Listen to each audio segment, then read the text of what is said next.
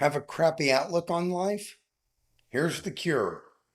There's a condition I jokingly call optical rectitus. Optical rectitus is when you have a crappy outlook on life. It's when you look at your life, your future, your possibilities, your problems, and your next chapter, and everything looks worse than it has to look. You may not call it that. You may call it being realistic. You may call it being practical. You may call it being honest.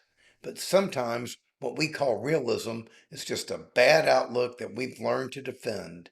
And after a while, that outlook doesn't just describe the future, it starts influencing the future. Welcome to the Way of Permanent Transformation.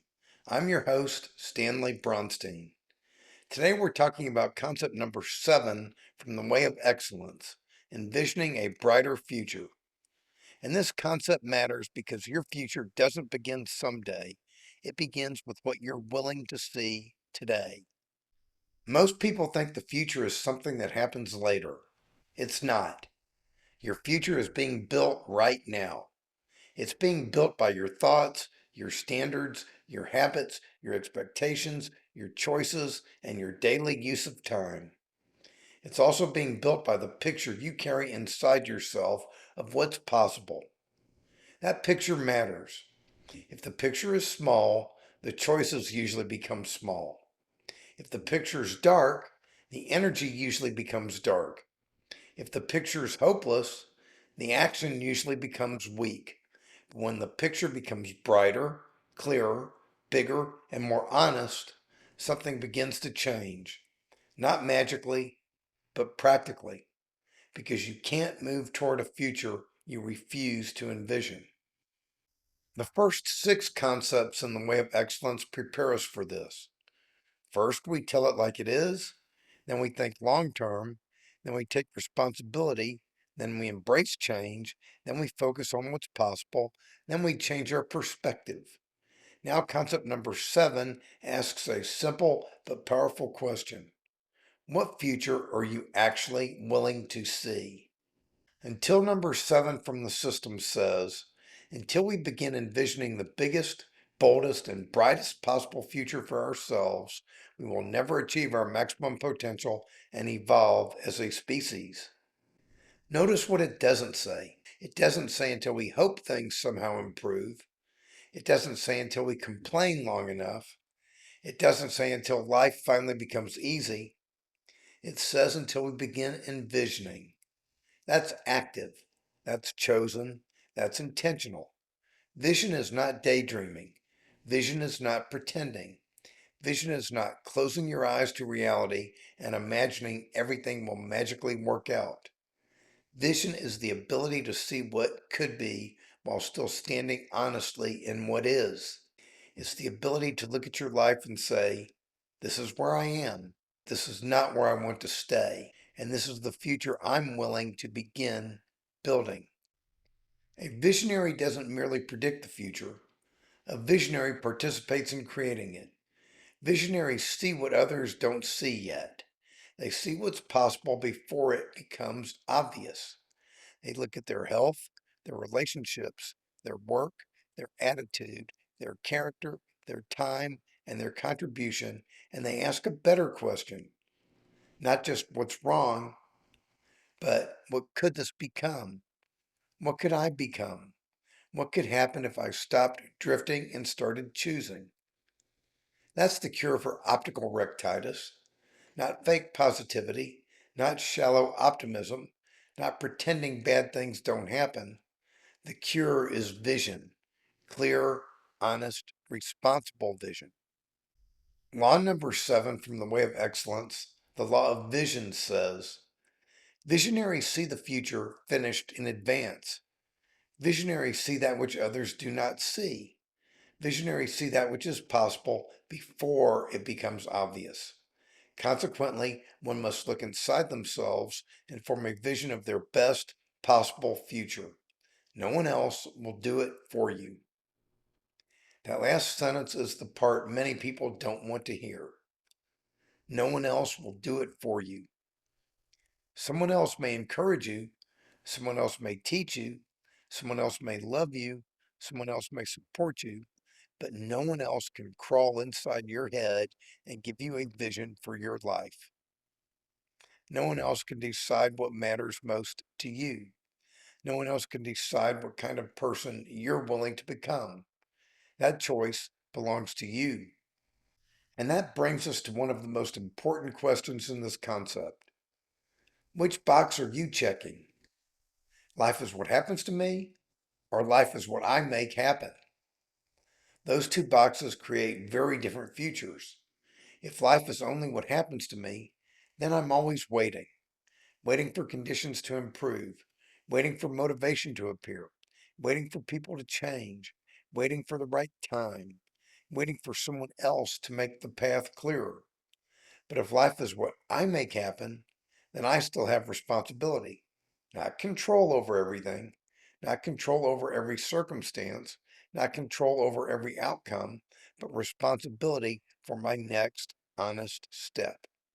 Responsibility for what I focus on, responsibility for what I build, responsibility for what I stop tolerating, responsibility for what I'm willing to envision and pursue. That's not pressure, that's power. The famous orator, William Jennings Bryan, said, "Destiny is not a matter of chance, it's a matter of choice. Destiny is not something to be waited for, it's something to be achieved." That doesn't mean you can't control every detail of life.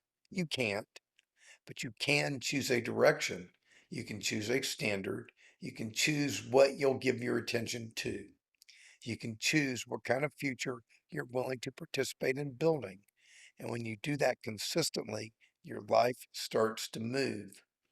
Maybe slowly at first, maybe imperfectly, maybe with setbacks, but it starts to move. Here's a practical exercise for you. Take out a piece of paper. At the top, write this question.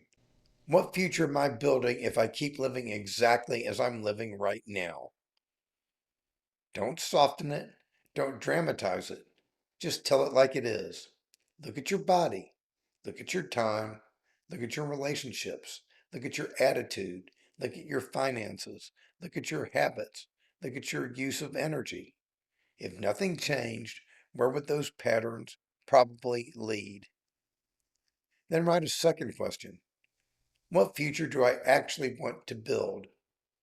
Not what sounds impressive, not what other people expect, not what looks good online, but what future do you honestly want? What kind of health do you want? What kind of energy do you want? What kind of relationships do you want? What kind of peace do you want? What kind of contribution do you want to make? What kind of person do you want to become? Then write a third question. What is one thing I can do in the next 24 hours that moves me one step closer to that future? That's where vision becomes real, not in the fantasy, but in the next action. A vision without action becomes frustration. Action without vision becomes exhaustion, but vision and action together create direction. That's why so many people feel tired. They're active, but they're not directed. They're busy, but they're not aligned. They're moving, but they're not necessarily moving toward a future they consciously chose. They wake up, get through the day, handle responsibilities, answer messages, solve problems, pay bills, meet obligations, and collapse at night. Then they do it again and again and again until one day they realize they've spent years maintaining a life, but not necessarily building one. Concept number 7 is a wake up call. Your future needs your attention. Your passion needs your time. Your life needs your vision. If you already know what you're passionate about, wonderful. Now protect time for it. If you don't know yet, don't panic. Just start paying attention. What gives you energy? What keeps calling you? What problem do you care about solving? What kind of contribution feels meaningful? What future would make you proud if you spent the next 10 years moving toward it? You may not know the whole answer yet. That's okay. Just start with the next honest piece. But don't spend all your time building someone else's vision and then wonder why your own life feels empty. Don't give your best energy to everything except the future you say you want.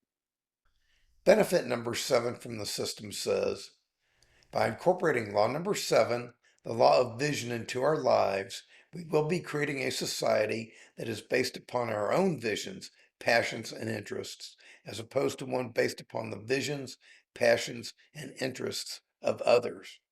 That's bigger than personal success. This is about conscious choice. If you don't create a vision for your life, there are plenty of other people's visions waiting to use your time, your attention, your energy, and your life. Other people's priorities are everywhere.